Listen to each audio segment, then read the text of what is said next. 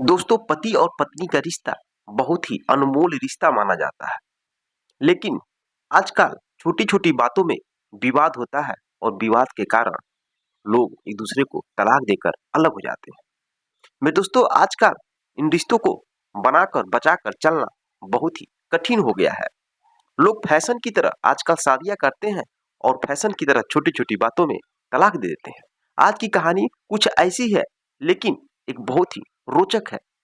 क्योंकि पति और पत्नी की शादी होती है। शादी होने के बाद कुछ सालों तक रिश्ता अच्छा चलता है।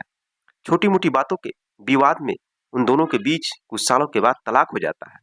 लेकिन तलाक होने के कई सालों बाद दोनों जिंदगी के एक ऐसे मोड़ पर मिलते हैं कि फिर से दोनों को प्रेम हो जाता है और प्रेम होने के बाद दोस्तों फिर से दोनों शादी कर लेते हैं। मैं दोस्तों यह बहुत ही भावनात्मक कहानी है।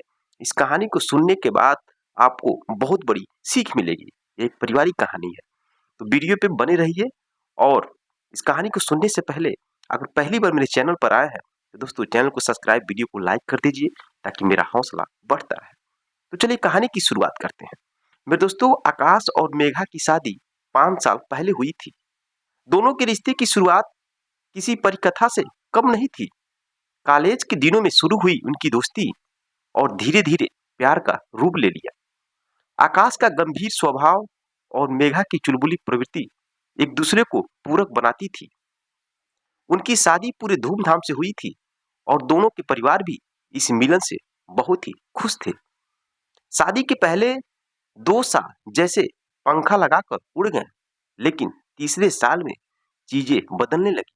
आकाश अपने करियर में व्यस्त हो गया और ऐसा मेघा को ऐसा लगने लगा कि वह उपेक्षित हो रही है। मेघा के छोटे-छोटे गुस्से और आकाश की चुप्पी ने उनके रिश्ते में खामोशी की दीवार खड़ी कर दी। समय के साथ उनके झगड़े बढ़ने लगे। छोटी-छोटी बातों को लेकर बहस शुरू हो गई और एक दूसरे को समझने के बजाय दोष देने लगे। एक दिन झगड़े ने इतना बड़ा रूप ले लिया कि दोनों ने तलाक लेने का फैसला कर लिया। उनका तलाक शांति से हो गया, लेकिन उनके दिलों में कहीं न कहीं एक दूसरे के प्रति प्यार था, कुछ खालीपन था। तलाक के बाद दोनों ने अपनी-अपनी जिंदगी में आगे बढ़ने की कोशिश की। आकाश ने अपने काम पर ध्यान देना शुरू कर दिया। वह एक मल्टीनेशनल कंपनी में मैनेजर बन गया और अपनी पेशेवर जिंदगी में सफलता पाने लगा। लेकिन घर लौटने पर उसे एक अजीब सी खामोशी का महसूस होती थी। दूसरी ओर मेघा ने अपने पैशन को खोजा और एक आर्ट गैलरी खोली। वह अपने चित्रों के जरिए अपनी भावनाओं को व्यक्त करती थी, लेकिन उसके दिल का कोना खाली था। उसने कई बार सोचा कि क्या उसने और आकाश ने सही फैसला लिया था। 3 साल बाद एक प्रदर्शनी में दोनों की मुलाकात हुई। मेघा की आर्ट गैलरी ने एक बड़ी प्रदर्शनी आयोजित की थी और आकाश को वहां उसके एक दोस्त के जरिए आमंत्रित किया गया था। जब आकाश ने मेघा को देखा 3 सालों बाद, तो उसने अपने पुराने दिन याद किए और मेघा भी आकाश को देखकर थोड़ी असहज महसूस की। लेकिन उसने खुद को संभाला और संकोच करते हुए आकाश ने कहा, हाय मेघा। उसके बाद मेघा उसकी तरफ देखती है और कहती है, हाय आकाश, तुम यहाँ कैसे। अब दोस्तों दोनों के बीच औपचारिक बातचीत होने लगी, लेकिन उन बातों के पीछे छिपे भावनाओं के तूफान को दोनों ने महसूस किया। उस मुलाकात के बाद दोनों ने एक दूसरे से संपर्क बनाए रखा। बहुत सारी पुरानी बातों को बात किए, याद किए। लेकिन बात करने के दौरान दोनों को अपनी गलती का महसूस हो रहा था।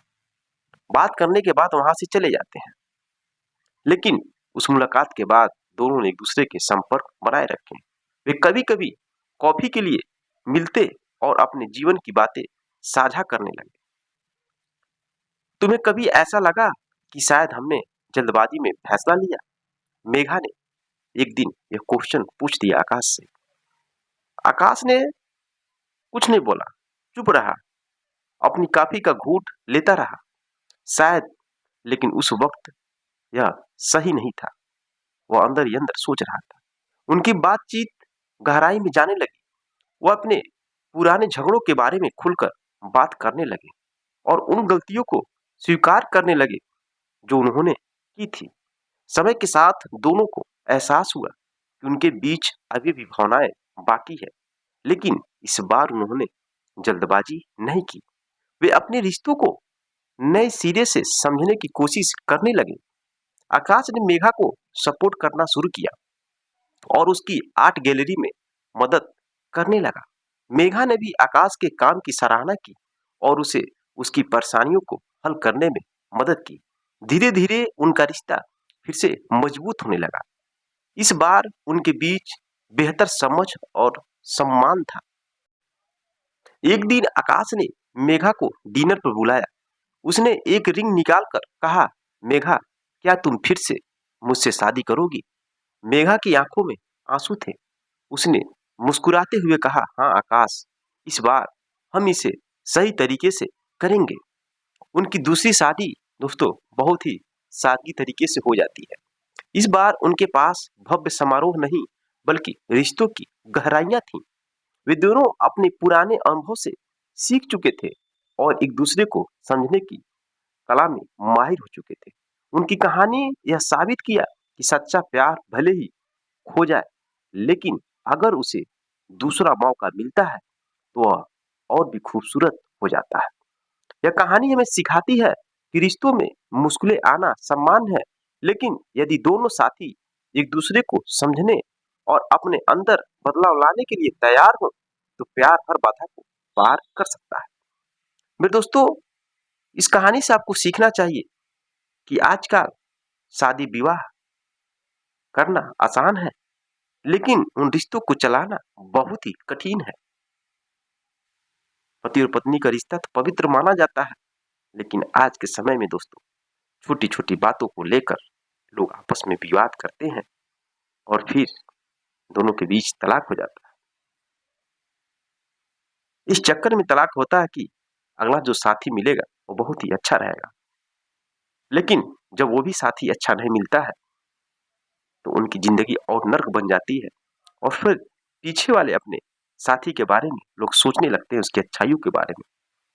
लेकिन समय से पहले किसी चीज को जीत लेना, संभाल कर रखना, वही सही बात होती है। लेकिन आजकल दोस्तों बहुत ही कठिन है। जिस कदर इस कहानी में पति और पत्नी के बीच हुआ, शायद इस तरह बहुत लोगों के साथ हो पाता है कि तलाक हो जाए और तलाक के बाद फिर दोनों को प्रेम हो और दोनों फिर से शादी कर लेते हैं। इसलिए दोस्तों जिंदगी के कदम बहुत फूक फूक कर चलना है आपको और परिवार के सभी लोगों को एक साथ में लेकर चलना, पति और पत्नियों के रिश्तों को बांध कर चलना बहुत कठिन है। इसलिए समझदारी से काम ले और एक दूसरे की भावनाओं को समझ कर चले, कंप्रोमाइज करके चले, छोटी छोटी बातों में विवाद न करें, तलाक न दें। बाकी आपकी राय क्या है इस कहानी पर? कमेंट बॉक्स में कमेंट करें। मिलते हैं नेक्स्ट वीडियो में नेक्स्ट कहानी के साथ। तब तक के लिए जय हिंद, जय भारत।